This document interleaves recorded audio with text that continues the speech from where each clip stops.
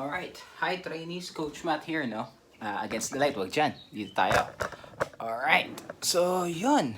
After a long day of errands, no? Ang isa sa pinakamagandang gawin is to just chill back, relax, and just to affirm yourself that you did a great job for today. And i-share ko sa inyo, no? Yung isa sa mga naging partners ko with chilling. No? When it comes to my routine. So, as you know, napaka-busy natin, ano, and sometimes you just need to decompress, no? Kalimutan mo muna yung grind. No? Lagay mo muna yung backpack mo sa gilid. Take away all the things that you need, no? And then just do your thing. And if tulad mo ako, no, na lumaki sa 90s, no? Actually, late 90s to early 2000s. You had a handheld device. Bukod sa phone, no? Merong isang handheld device noon na napaka-popular na early 2000s and even in the 90s. It's called the Game Boy Advance SP or Game Boy Color sa iba, yung mas luma. Or Visual Boy Advance, yung ganun pa. So all of those Nintendo products that I've shared to you are very nostalgic sa akin kasi never ako nagkaroon ng Nintendo handheld. As in never. The first handheld experience that I've had is hiniram ko lang sa classmate ko. Game Boy Advance SP yun. The game na nakalagay doon or yung bala na nasa loob noon was Pokemon Emerald.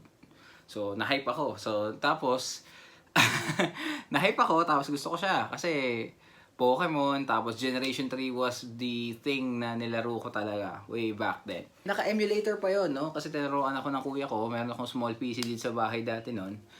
Yung mga napaglumaan nilang PC, meron siyang emulator na Visual Boy Advance. Tapos doon ko siya nilalaro. Lo and behold, no, after nun, high school naman ako, ang experience ko naman is PlayStation, portable, PSP. Hiram lang din ako sa klase ko. Pero yung main talaga na ginagamit namin dito, naghihiraman kami ni Kuya, is yung PlayStation 2. Sa PlayStation 2 naman, ang nilalaro ko doon is DON, Budokai Tenkaichi Ichi 3 na Dragon Ball.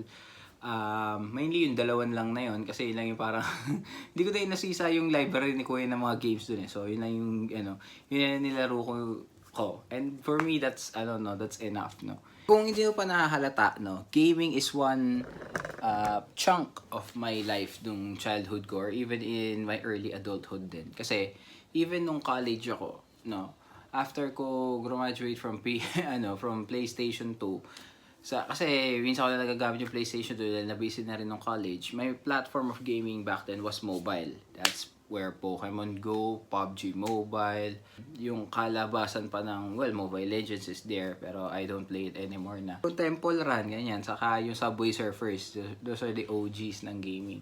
Ngayon kasi, they have Arena of Valor, di ba, Honor of Kings, tapos, All State Mobile, okay din yun. COD Mobile is one of the best things na nakita kong game ngayon sa mobile. Genshin Impact also, no?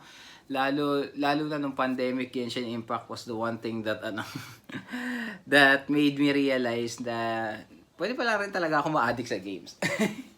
Kasi exploration yun eh, pure adventure and exploration. So yun, no, back to now na babalik tayo, no. When I was yun nga, nasa pandemic, merong isang console na lumabas noon actually. Hindi siya talaga technically lumabas, parang reissue siya ng isang console. That console is the Nintendo Switch OLED. Yan. So, ito yung bago kong pouch para sa OLED ko. Actually, nakuha ko tong OLED ko 2025, no? Last year, April, birthday ko. Pa-birthday ko sa sarili ko. Yan. Nag-unlock ko to. Ay, yung capture button pala. Tangi. Ayan. So, ano pa yung Immortals Phoenix Rising. So, lagay ko lang siya dito sa gilid. Actually, isa to sa reason kung bakit meron akong ganito. Yung parang tablet stand.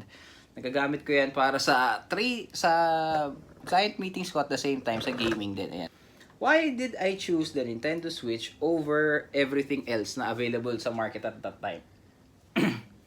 No? Number one, kaya yung Switch yung pinili ko is even if wala akong handheld ng Nintendo noon, no, nung medyo younger ako, I always wanted to have a portable na console, no?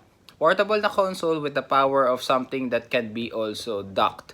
No? Yung parang integration ng PS2 and PSP. So, nung naging possible na siya dito sa Nintendo Switch, no? Ayan, sa Nintendo Switch, na okay yung handheld mode, at the same time okay din yung TV and docked mode. Papakita ko dito sa video na ito mamaya yung docked mode para mas para mas maintindihan ninyo kung ano yung ibig ko sabihin. Nakakataba lang din ng puso kasi unang-una, this is the first console that I bought for myself. No? Ako yung nagsabi sa sarili ko, even sa younger version ng sarili ko na if kaya ko na, ako yung magbe-make ng way, hindi ako magpapabili. Kasi even if kaya naman bilhin nun, ayoko lang na bilhin nila kasi luho ko yun eh, hindi naman yung need, no? Gusto ko, if ever na magpapabili ako sa parents ko noon, nung bata ako, yung need ko lang, hindi yung parang luho lang or what. Saka, nung time na yung PSP talaga ang gusto ko. Pero sabi ko parang, saka na, kapag working na, saka na, pwede naman, madali naman balikan yan if ever. And lo and behold, yun nga, nabalikan ko nga siya. And 1 year na sa akin, no?